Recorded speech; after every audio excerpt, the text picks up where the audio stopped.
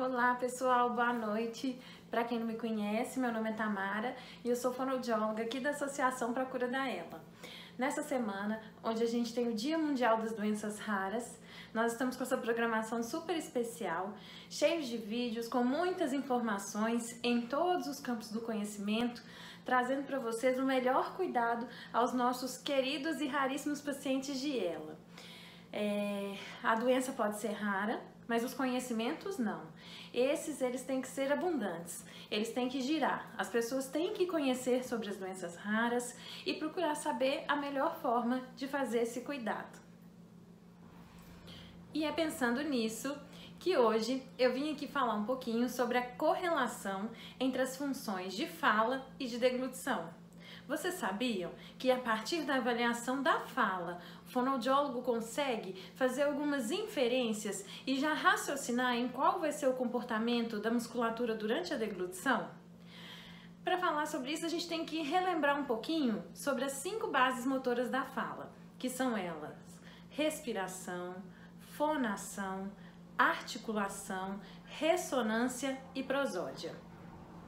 Bom, eu vou começar falando então da respiração, porque essa é a base de todas as outras funções estomatognáticas. Eu falo isso sempre, mas eu vou repetir. Sem respirar, eu não falo. Sem respirar, eu não produzo voz. Sem respirar, eu não consigo engolir. A respiração é a base de todas. Então, quando a gente está avaliando o paciente e a gente observa uma incoordenação pneumofonoarticulatória, ou seja, uma incoordenação entre a voz e a respiração, eu já começo a fazer algumas inferências, que esse paciente talvez não tenha um volume pulmonar muito grande, que esse paciente possa talvez não ter também um pico de fluxo de tosse muito bom. E se o volume pulmonar estiver menor, muito provavelmente a minha apneia de deglutição, ela também não vai ser muito boa, eu não vou ter um volume suficiente para gerar uma pressão subglótica boa, que me auxilie no vedamento glótico para o momento da deglutição. E também, com um pico de fluxo de tosse baixo, obviamente, esse paciente ele não vai ter tosse protetiva. Então, a respiração a gente já tem que observar, porque também o controle entre a respiração, a pausa para deglutição é uma outra coisa muito importante que a gente tem que prestar bastante atenção.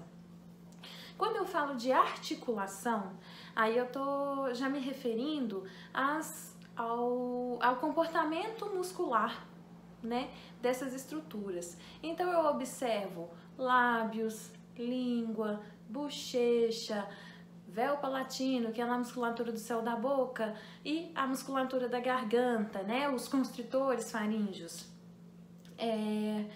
Quando eu percebo um paciente com uma dificuldade nos sons bilabiais, som de P, som de B, som de M, ou então os que são o som de F, o som de V, os fricativos. Quando o paciente ele tem uma articulação um pouco mais imprecisa, que ele não consegue fazer esses sons de uma forma clara, eu já imagino logo que a função labial ela está reduzida. E qual que vai ser a repercussão disso na deglutição? Uma captação ineficiente, ou seja, o paciente não consegue retirar o alimento do utensílio, então na hora de pegar uma colher, ele não consegue fazer o vedamento labial, então altera a fase preparatória da deglutição. Eu também já vou pensar numa incontinência oral, seja de saliva, fica aquele acúmulo de saliva e ele escorre, talvez nem tanto porque o paciente não consiga deglutir, né? Em alguns momentos a gente sabe que a dificuldade ela vai estar diretamente relacionada mesmo à deglutição, mas em outros momentos ela pode também estar muito ligada à insuficiência labial. Os lábios não conseguem se manter fechados e aquilo que fica em estase nos vestíbulos começa a escorrer. E também uma despressurização no momento da deglutição, porque durante a fase faríngea eu tenho que ter uma pressão muito grande aqui na cavidade oral, né? Quais são as nossas válvulas? A primeira válvula durante a deglutição é aqui, a válvula anterior. Os lábios fechados, pressurizando o sistema. Então, a partir do momento que o paciente deglute com a boca mais aberta, faz uma projeção da língua, diminuindo ali o controle motor oral, eu já despressurizo e perco muito na parte faríngea, exatamente por essa questão de pressão. Outra coisa muito importante também é a questão da língua. Quando eu percebo uma incoordenação, né, uma voz mais pastosa, ou então alteração nos fonemas com a participação da língua, ou até mesmo uma dificuldade na lateralização, a gente logo já tem que pensar em alterações de fase preparatória e de fase oral. Porque é uma língua que não consegue fazer em sua amplitude a retropropulsão do alimento. Então a língua não consegue fazer aquele movimentozinho ondulatório para jogar o alimento para a cavidade faríngea. É uma língua que em fase preparatória ela vai deixar muito a desejar na questão de organização desse bolo alimentar. Então, se o paciente não consegue lateralizar, né, exatamente aí, a prosódia já fala pra gente um pouquinho. Por quê? Uma velocidade de fala um pouquinho diminuída. A gente já percebe o quê? Uma diminuição de amplitude de movimento. Então, fase preparatória, na hora de organizar esse bolo para colocar ele em cima da língua e aí sim fazer a retropropulsão, a gente já pode imaginar algum prejuízo. Outro prejuízo muito grande é do contato da base da língua com a parede posterior da faringe, que é de extrema importância esse contato para a fase faríngea da deglutição. Ressonância. Quando eu penso numa ressonância nasal, uma nasalidade, isso aí a gente percebe muito nas disartrias flácidas, né? Naquela fase que o paciente ainda tem um padrão maior de degeneração de neurônio motor inferior. Uma voz nasal já me faz pensar em grande viabilidade de refluxo de alimento para a cavidade nasal durante a fase faríngea e de uma despressurização do sistema no momento da fase faríngea. Os sons mais velares, uns sons mais glotais, esses sonzinhos que a gente fala, por exemplo, do som do R. Quando a gente percebe, a gente já sabe, e o paciente tem esse R. Por isso que a gente brinca tanto com vocês, pacientes, para falar ha, ha, ha, ri, ri, ri. Porque aí a gente consegue perceber a participação da musculatura faríngea. Uma distorção, uma alteração nesse fonema já mostra pra gente uma diminuição da contração das paredes laterais da faringe.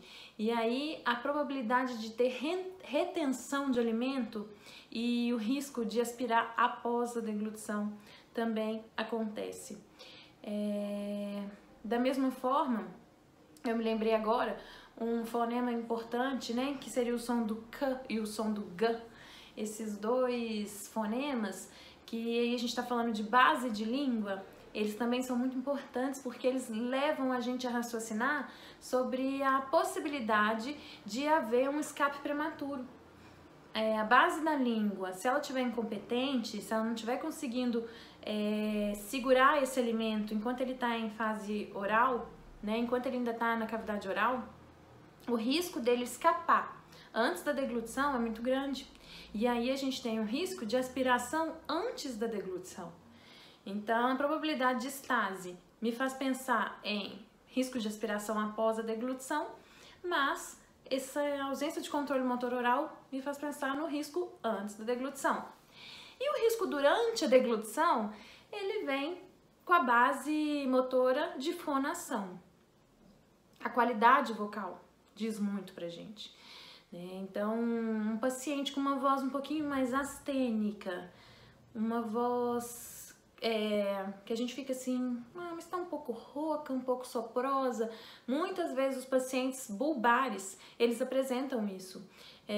Um dos sintomas iniciais é a alteração vocal, uma qualidade vocal fraca. O paciente minha voz tá fraca, tá rouca. Aí eu tenho que pensar, ou é uma alteração da musculatura da prega vocal, que já não tem força para se encontrar na linha média, né? Ela já está ficando parética, ou então é uma diminuição de capacidade vital. É uma incapacidade de gerar volume suficiente para eu poder ter pressão subglótica e vibrar a prega vocal. Então, o tempo máximo de fonação diminuído, ele é sinônimo de risco de aspiração, principalmente para líquido, E essa é uma medida bacana que o fonoaudiólogo deve utilizar no momento da sua avaliação, porque o tempo máximo de fonação, ele está diretamente ligado à capacidade vital do paciente. Então, tempos máximos de fonação reduzidos, eles me inferem a uma diminuição dessa capacidade pulmonar.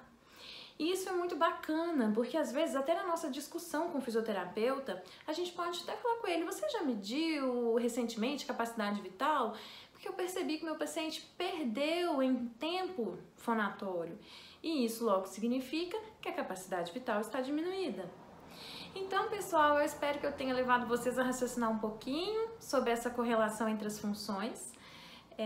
A gente teria aí horas para ficar aqui debatendo sobre cada fonema, cada aspecto, mas é só mesmo para a gente poder abrir a mente e iniciar esse raciocínio. Vocês sabem que qualquer dúvida pode nos procurar. Eu brinco que às vezes eu demoro, mas eu respondo. Então podem mandar lá. Muito obrigada pela atenção de vocês e não se esqueçam, conhecimento é tudo e juntos somos mais fortes. Muito obrigada!